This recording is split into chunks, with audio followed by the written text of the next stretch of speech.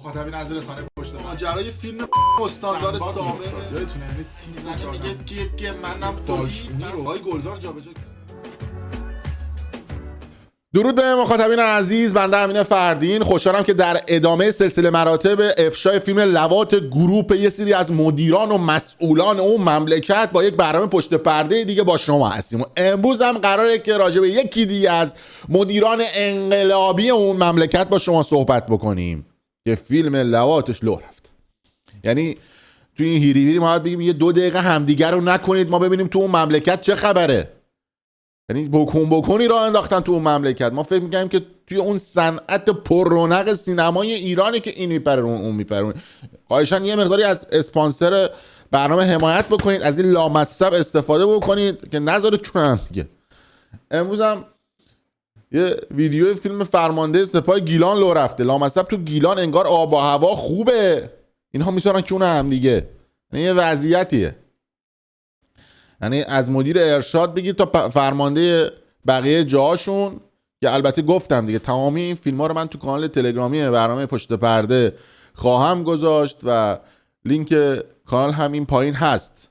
البته قرار بود که 2-3 ساعت پیش بذارم این ویدیو، اینا رو تصمیم گرفتم که توی کانال دیگه آپلود بکنم، بعد فوروارد بکنم تو کانال پشت پرده که اگر ریپورت شد اون کانالی که ما توش ویدیوها رو میذاریم اون از دسترس خارج بشه. دنبال یه راه حل میگشتیم. به هر حال یه سری فیلم ها اینا لامصب، یعنی صدر رحمت به خروس کلا 30 ثانیه است، یعنی تپ تپ تپ تمام.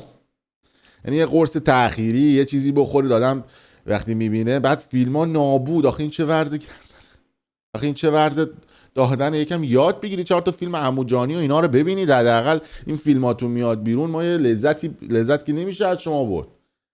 یعنی نابودا نگم براتون. اما یه عده هم سوال کرده بودن که آقا این فیلم ها چطوری لو میره، اصلا کجا این دوربینا جاساز میشه و ماجرا از چه قرار هستش.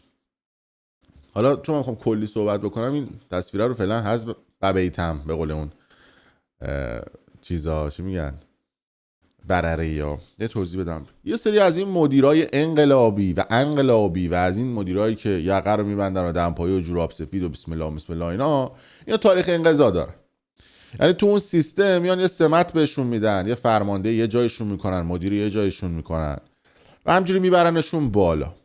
و دقیقاً مثل این عروسکا بودن، از بالا تکونشون میدادن، عروسکای خیمه شب بازی، یا مثل یک سری آدم‌هایی که مثل ربات بهشون میگن که اینو بذار سر کار، اینو حذف کن، اینو سرکوب کن، اینو اعدام کن، اینو فلان بکن. تو اون لابلا میدن یه 4-5 نفرم بکنن. بعد این فیلماشون رو نگه میدارن. اگر اونا دست از با خطا بکنن میگه خب فلانی پروندهشو میکشن بیرون، فیلمشو پخش میکنن، دهنشو سرویس میکنن. یعنی این یه روش برای کنترل این افراد هستش. برای همینه خیلی راحت فلان قاضی، یه قاضی مرتضوی که دیگه چتاش لو رفته بود دیگه، اگه یادتونم رفته، بزن من همین الان بزنم توی سیستمم ببینید که داستان این افراد چی هستش که اصلا هم قاضی مرتضوی هم اون یکی قاضیه، چند تا از اینا بود، اصلا قاضی صلواتی مخصوصا اینا فیلماشون لو رفته بود، چتاشون لو رفته بود. اینا هم خیلی شیک و مجلسی اینا بفهمید. مثلا قاضی صلواتی به همین راحتی ببینید این چت واتساپ قاضی صلواتی میگه که من عکس میفرستم واسه شرط میذارم، بعد اونم میگه عکس نانا رو بده دیگه، اونم میگه که اصلا نخواستم، حالا کسی دیگه بود زود واسهش میفرستد. بعد اینا عکس نانا قاضی صلواتی. حالا ما با اینا کار نداریم. میخوام به شما بگم که همه این افراد همه این چیزها رو توی سیستمشون دارن. حالا مونده حالا کی تاریخ انقضاشون برسه. به خاطر همین اینا رو نگه میدارن به طرف این آقا تو بشو قاضی، تو بشو فرمانده، تو بشو مدیر، تو بشو فلانجا. میرید اونجا درس امام و انقلاب اسلام به مردم میدید. یعنی میگید که با این مسیر شما میتونید مسیر بهشت رو برید. حالا این فرمانده گیلان هم، سپاه گیلان هم براتون پخش خواهم کرد ویدیوشو در کانال تلگرامی برنامه پشت پرده، به دلیل محدودیتایی که در یوتیوب هست و سانسورایی که در یوتیوب هست و قوانین سختگیرانه و به جایی که در یوتیوب هست ما در تلگرام منتشر خواهیم کرد. اما یه عده میگن که خب این دوربینا رو کجا میذارن؟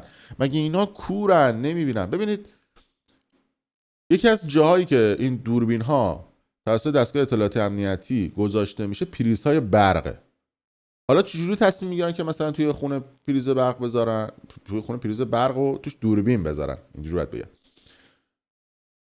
اول خب گزارش‌ها میرسه، مثلا میگن طرف لواطگار کونی فلان بیسان بهمانه. گزارش‌ها که میرسه به حال امکانات زیر دست خودشونه، همه چیز زیر دست خودشونه. میان تلفن و اس ام اس های طرفو شنود میکنن، میبینن که با ایکس و وای و زد در ارتباطه. میان مکانایی که این طرف قرار میذاره رو پیدا میکنن. ببین این یارو دیگه توی مهمانسرای مثلا خود اون ارشاد اومده بود قرار گذاشته بود. بعد میرن اونجا رو شناسایی میکنن و یه سری دوربینا هستش، یعنی اندازه نصف یه بنده انگشت. پریز برق رو باز میکنن و از توی سوراخ پریز برق دوربین رو کار میذارن و این دوربین ها برق میخوان دیگه، از همون برق پریز برق میگیرن و به اون دوربین میدن. بعضن وقتی یک کیس یا یک سوژه حساس باشه اونجا این دوربین ها خب به حال حافظه و رم هم ندارن، فقط دوربین دارن دیگه. سیم تلفن یا سیم اینترنت رو هم از طریق همون پریز برق وصل میکنن پشت دوربینه اگر اونجا سیم تلفن داشته باشه و تصاویر رو به صورت لایو و زنده میفرستن برای سرورهای خود نهادهای امنیتی. یعنی طرف داره آنلاین کارهای اداری رو انجام میده، اونا هم تخمه دارن میخوان دستگاه اطلاعات امنیتی داره فیلم طرف رو میبینه، میگه خب در ساعت 10 و 10 دقیقه گذاشت کونه طرف، مثلا مینویسن 10 و 12 دقیقه لباس طرف رو پوشان، جوراب را پوشان، همه اینا آماده آرشیو نگه میدارن. میگن خب سر تمیز بود. بعضی جام که مثلا اگه سیم تلفن نداشته باشه این دوربین‌های عادی که نیستن، دوربین‌های شنوده، دوربینایی که حالا من دیدم دیگه، حالا اگه برسم تو ویدیو بعدی بهتون نشون میدم نوع دوربین. اینا با وای فای کار میکنن.